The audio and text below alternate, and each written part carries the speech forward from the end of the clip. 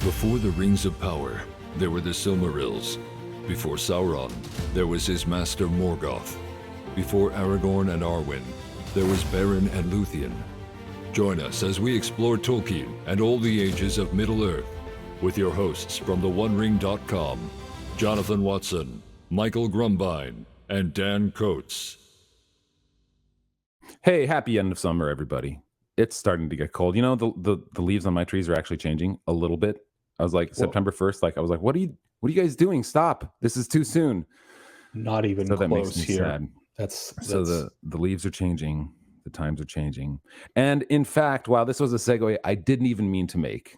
Exploring nice Tolkien is changing a little bit right now too, because we finished On Fairy Stories, a full 6 episodes of On Fairy Stories, which is more than I think both of us actually would have even thought that we could do on it. But yes, we outdid ourselves. Incredibly rewarding for me. I got more out of that than any other read through or any other commentary than I ever have. And thanks to you, Michael, because I think you bring so much to it. So kudos. Well, I think I scared Dan away though, didn't I? Oh, you did. Well, Dan's going to take a break for a little while.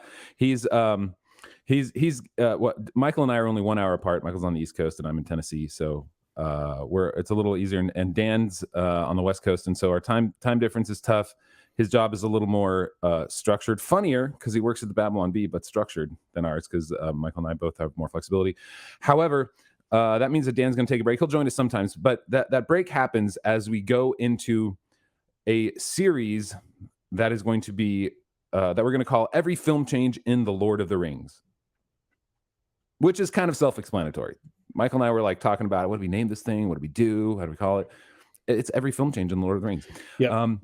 We might yet have an unbelievably snappy few-word name that implies it, but right now we're just going to go with the straight stuff and just every film change in the Lord of the Rings. It's F. Kit Lotter. Nah, it doesn't really work. That's no. Okay. I'm trying to find an acronym. There's nothing there, guys. There's nothing there. I mean, there might be. Yeah. So what that means is the complete list of film changes is what we used to call it on the website. In fact, it still is named that. We'll probably rename that to Every Film Change of the Lord of the Rings. And then as we go through this, we are asking you to give us some help because we missed some changes, particularly in the Return of the King. And so if you go to theonering.com/changes, you'll actually see that you can submit changes. You can get the whole list for each one on that page. You can look and see what we missed and then submit your own. And we're not requiring there's no CAPTCHA, there's no email requirement. Just tell us what you think. And we'll go through each one and we'll add it to our list. If it's valid, don't send us anything from the Rings of Power. Don't talk about any mithril being required to save the elves. We're not going to go there. That's not what we're talking about. This is the real films that Peter Jackson wrote, directed. He didn't write it. He adapted them. Go to theonering.com/changes and you can submit your changes there. We've already gotten like 20 in the last couple of days, which is great. Nice. You guys are just making more work for me and Michael. So we're going to start that in the next few weeks. Leading up to that, what we've got are these episodes. These are recordings from 2003, from December 2nd, I think it was 2003, where I was privileged to sit with a bunch of real journalists, because believe me, I was not a real journalist at the time. I was a college kid building websites. It's okay. I'm still not a real journalist, so that's exactly. But I was certainly there in earnest and was able to sit next to Peter Jackson and Philippa Boyens and Elijah Wood and Sean Astin. And today it's going to be Liv Tyler and Orlando Bloom. And this one's a little bit shorter. And why is it a little bit shorter? Well, honestly, I don't think Liv Tyler was into it a whole lot. Her toy dog was. Her toy dog. She had her dog in her purse, essentially, there. That was interesting. And so this conversation is more about where they are and where they're going, particularly for Orlando Bloom, where he's going into his, career at this point. He had just, I think Pirates of the Caribbean had come out a few months earlier, and he was going to go, I think he mentions in here, he's going to go record, going to go film Kingdom of Heaven with Ridley Scott. So, his career was taken off as the new star. Yeah, I mentioned that to Michael, and he's like, "Don't talk to me about that movie. I was a medieval history major. I don't watch true fiction like this when they call it non-fiction. No, it's not real. So yeah, it was a propaganda piece. It wasn't a. I mean, Orlando Bloom was very happy to be in it, and it was mustached Legolas, brown-haired mustached Legolas. Yeah, he was trying. It was always funny to me on that one because the posters for it have this sort of contorted face Orlando Bloom, like mid-swing in the middle of a battle, like he's. Oh, that's right. And I always. Oh yeah. I still think that they did that on purpose because they have a whole bunch of photos that they could use in those promos. And I always thought they're actually doing that on purpose because it wasn't a very attractive face. Yeah. It was distinctly un-Legolas like. So I mean, there's always that desire. You're probably right. To separate the IP. And the marketing. So I thought that was clever. Yeah, he was definitely, I mean, it was at this point that he was becoming the next, big movie star. I mean, Pirates of the Caribbean and Return of the King and Two Towers, Fellowship of the Ring under his belt. Like he was the next big thing. Although, I mean, outside of that, I mean, he's no Tom Cruise. No, nobody's Tom Cruise. That's the thing. Except for Tom Cruise. However, so we'll jump into this. Michael and I are going to have an extended podcast here where we talk a little bit about our thoughts of Liv Tyler and Orlando Bloom. And you can get that by becoming a member at theonering.com/members. We've gotten a few new members this week. It's great. We've got more people jumping in. We really appreciate that. It's only $4 a month. You get the extended podcast every week. You get access to our Discord channel, which is growing and growing and growing. You can join our weekly, it's bi-weekly now, our reading group of Taliesin, which I wasn't able to make last week again. It's really hard, guys. I've got so many nightly things with 4 kids and soccer and church and everything else, and there's a lot going on. However, I will try and make it next time. And when we can do another group chat, we're just going to try and throw one up real soon here. Probably since I'm going on vacation, I'll have a lot more time. So maybe I'll try and grab some people and we can just chat about whatever. On our Discord chat, go to theonering.com/member, become a member, $4 a month. First month is free. We thank you for your support and love. We love you. Even if you're freeloaders, like Michael says. But all you freeloaders, everybody gets we love this everyone. Podcast with Liv Tyler and Orlando Bloom.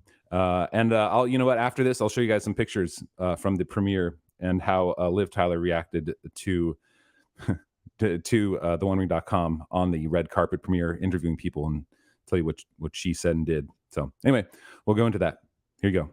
We got off the plane yesterday and they sent us right to an Entertainment Weekly cover shoot. We didn't even get to rest. And then tomorrow we have to get up at 6 to do more press after the premiere. Like, I don't know, it's no rest for the wicked. And then we're just weary. Yeah. What's tea, Java? It's just like bitter. Bitters. Just bitter like tea. Not good or good? I thought it was good. It's expensive. Oh, well, it must be good. Right. I'm trying out the restful thing. We're going to, the first question for you is right here. This is it. Everybody, please bear with me. You need to go to your shire now. When they did that scene with Sean telling you, I mean, think about the shire, the green grass and everything else. Thinking that we all have a shire, a moment in time or a place where we would like to get back to. And Peter told us his, and Elijah knows. What is yours, Lee?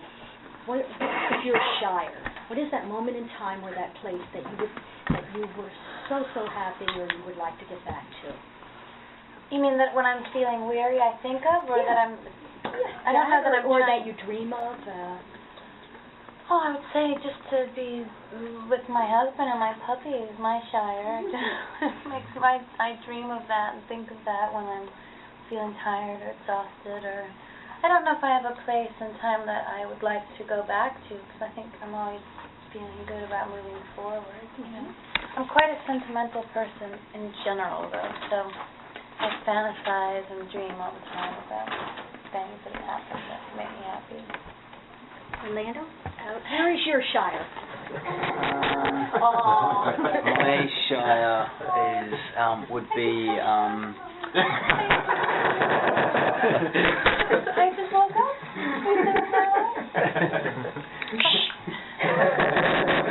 It's with my it's with it's probably it's a similar thing. It's with my family and friends, and there's my grandmother has a place in the north of England, in a little village up there, and I love that. And my aunt has a house in France, and I really love going there too. So it's basically the countryside or beach, but not necessarily like tropical beach, like just raw, rugged beach. I quite like as well. Yeah. And I guess New Zealand will always be the Shire for us because it's such a beautiful place. Yeah. Nature-wise so and true. physically, so we'll always imagine that place as the rolling green hills and the sunshine and the clean air and Wellington will always feel like that. That seems to be the definitive answer from that. Yeah, Your Wellington is castmate, definitely. yeah. And what about that place when you have 110,000 people screaming? that was wild. I mean, none of us have ever experienced that. The biggest premiere I've ever been to in my life was the Lord of the Rings one in Leicester Square, which was like 2,000 people, and I was freaked out by that. And this was, we were just so excited. We went to Parliament, and we met the Prime Minister, and she spoke, and Peter spoke, and then they sent us down an elevator into a car park, and there was all these American cars lined up waiting, and we each got into a car, and we couldn't believe it. We were so excited and screaming. We felt like prom king and queen. We were like, It was so surreal. It was so surreal, wasn't it?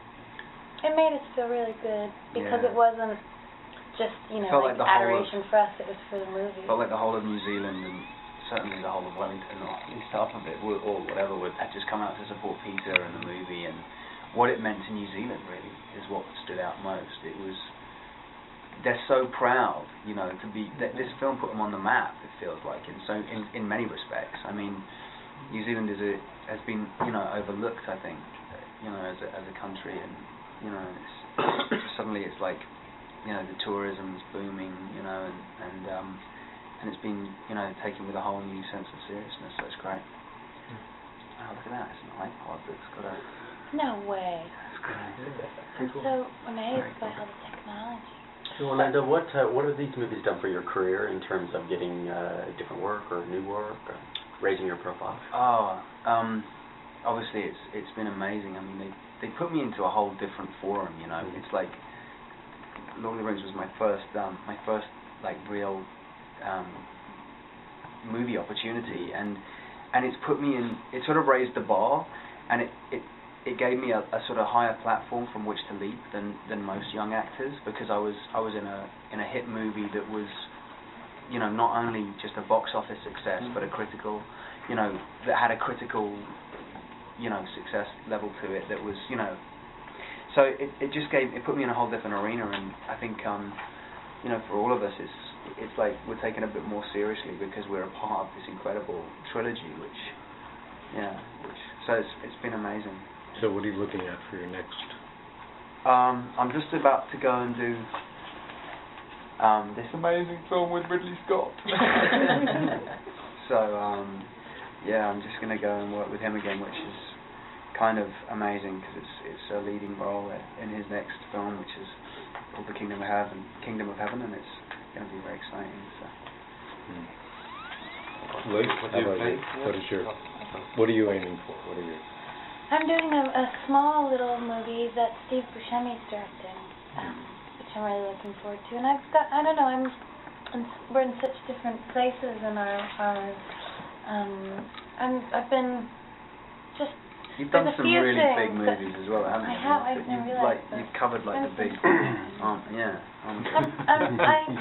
I've gone through kind of a very picky period in the past 3 years while also making this, and part of me in a way felt like I really wanted to be able to focus all my time on this because it has taken up a lot of our time. Every year we've been doing post-production and pickups and voice work and junkets and premieres, and so I'm kind of looking forward to.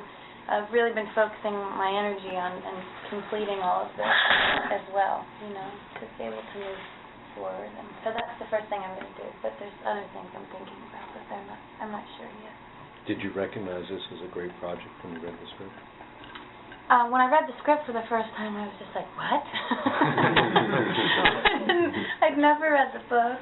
I was sort of, confused by the whole world. But I recognized Peter Jackson as being an incredible talent, and Heavenly Creatures was a movie that I watched as a young actress and just was floored by the filmmaking and the performances. So I knew as an actress that would be a wonderful opportunity for me. And so I spoke to him on the phone one day, and he just said, it's not finished. This isn't the definite script. And, I guess you just have to trust me and come down here and kind of take a leap. It'll be a work in progress. And he was right when he said that. So I just said, okay. And Orlando, the film that you are going to do, is that one, is a Crusade film that Philip got? Yeah. Okay. And you play like the King of Jerusalem or something like that? No, I play like a young peasant who falls in love. Who goes away to the Holy Lands, falls in love, and assumes his father's responsibility and fights in the Crusades. And it's a small part of the Crusades where it's basically Jerusalem's return to the Muslims. Saladin is the part of the Crusades that involves Saladin, so it's cool. And the Middle Earth has some touch of the Middle Ages in some way. Do you feel that there is a connection between these two projects somehow? Only in that. There's not other than that. I mean, you can't really put Lord of the Rings in any category other than. I mean, I think because we played these ethereal characters, because we played elves that are kind of ageless and immortal, and you can't quite place them. I think people who cast movies and directors think, well, if they played elves, you can fit them into some of these other categories, and that's what I was trying to explain when I said it put me into this forum of being able to work on those sort of movies like Pirates, which is like or Troy. It's kind of that sort of you want somebody to be able to do that, and I love the opportunity, and I've really enjoyed the opportunity of doing that. Liv, you had said that you'd spent a lot of time over the last couple of years, putting efforts into it. Are you glad to be moving on now, or are you looking back and sort of maybe a little bit sentimental about it? What are you feeling? Oh, well, I think we're all very emotional about it, but we're kind of trying to ignore all those feelings, and we're having so much fun right now, just all being together, and that whole premiere experience was just nuts and incredible, and something we'll be talking about for the rest of our lives.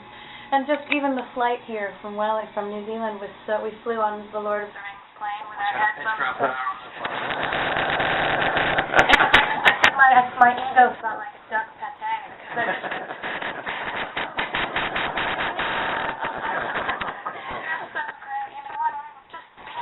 and getting a chance to actually hang out and we are working on doing press, but we're all in one place, we're all enjoying the response that we're getting, and so that part of it's great. And I don't know if it'll ever die for us, if it'll ever fully be over. I think we'll always be remembered. There'll certainly be these parts and these films in our careers for sure. And there'll definitely be a feeling of deflation once this tour is finished. I mean, I can't go to Berlin, unfortunately, and I'm beginning to feel it now, actually. With everyone asking questions, I'm thinking, God, I'm going to miss out on all this really exciting stuff. That's all the time we have, guys. Thank you. All right, so there you go. That's Liv Tyler and Orlando Bloom. I know it was a little short. I think only like 15 minutes or so. 11 minutes only. 11, really? Oh, yeah. Geez. Yeah, maybe I know I edited a little bit off the back end too, so maybe it was even shorter. I got the 11-minute version. Yeah, so pretty short. Sorry about that, but I think what that says is Liv Tyler was not too interested in being there at the time. I think Orlando Bloom was a genuine guy. In fact, I chatted with him. I didn't have it on recording. I chatted with him a little bit afterwards because we met one of his, I think it was one of his like theater classmates somewhere in Pasadena, California at the time at a grocery store. I don't know where. I might have been wearing my One Ring shirt or something like that. And she's like, "Oh, Lord of the Rings. I have a friend who's working on that." We're like, "What?" And she's like, "Oh, yeah, it's Orlando Bloom." "What? Orlando Bloom?" And so she's like, "Oh, yeah, I'll have him call you." So he actually called us and we chatted with him for like 10 minutes. And so we did that while he was on set in like 2002 or 1 or probably 2001.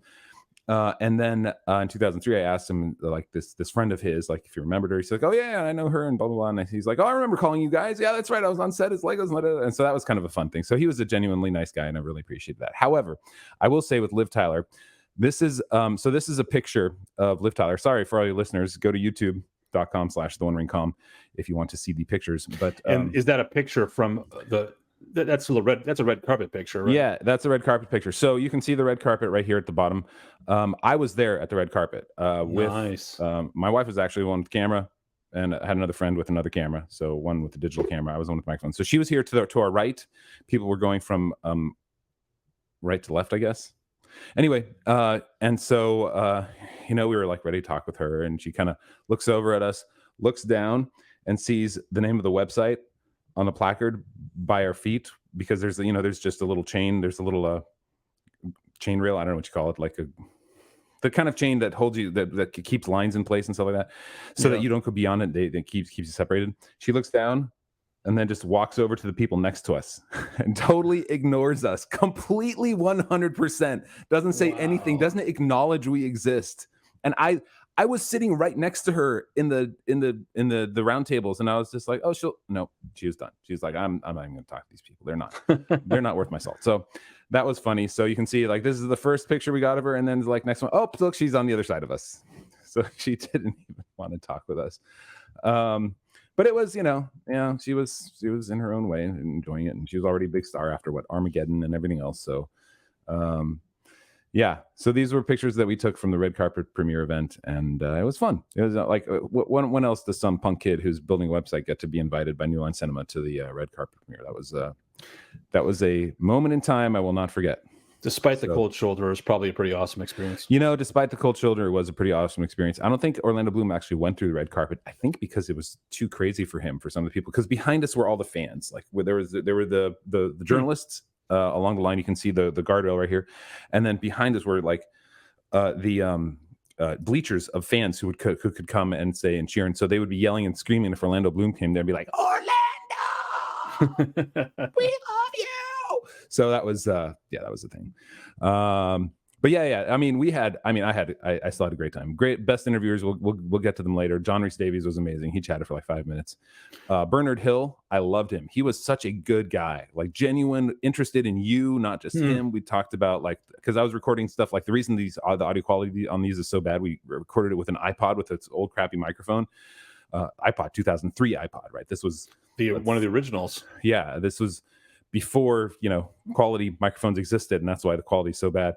And he talked about how he had an iPhone and how he's using it and all that sort of stuff. So we chatted for like 3 or 4 minutes before the recording or before the interviews even began. And everyone else, all the other interviews from like Atlanta and Chicago, were like, come on, get on with it, man. What are you doing here talking with him about your iPod? Yeah, that was, I don't know what else to say about this one. Orlando Bloom, like, he was on an upward trajectory. I think the most interesting thing to come out of this here is that Liv Tyler was confused about The Lord of the Rings when she first read the script. She made the point. She's like, Peter sent it to me and I read it and I was just confused. And he said, you know what, just come on over and it'll all make sense to you. And she's like, and so I did. That's very much what it was. So, yeah. Remember, she was in a different place. It's funny because when you had the interview, I just looked at the dates. When you had the interview, she had just been married, which explains to me, married like months before. Yeah. Roy Langston, who's, I guess, Langdon, who's you're the TMZ aficionado, not me. He was a musician. They were married from right before you had the interview for 6 years. Okay. But it was funny was she got the question. There's a female reporter, a journalist, and this will come up again in the Viggo Mortensen interview. No, okay. Where is your Shire? That question that you guys heard. Yes, exactly. That same reporter asked it to every single of like 13 people, and by the second one, we would say to her, "Just ask your question first to get it out of the way, please." So that we don't have to deal with it. And so she would ask it first. Where's your Shire? Where's your happy place? Where's that place you want to go to? So when Liv Tyler was asked where her Shire is, her immediate answer was, with my husband and my dogs. And so, oh man. And then Viggo Mortensen had a better answer. Not Viggo, sorry. Orlando Bloom had a better answer. Orlando Bloom said, it's in France. No, it's a beach in France that's not like this tropical beach, but this sort of rustic, rugged beach. Like, Rugged beach, yeah, that's yeah. the Shire. Which I mean, if you're gonna, it's where Tuor is. That's right. That's where I go. Standing there waiting for Omo to come back. Yeah, right.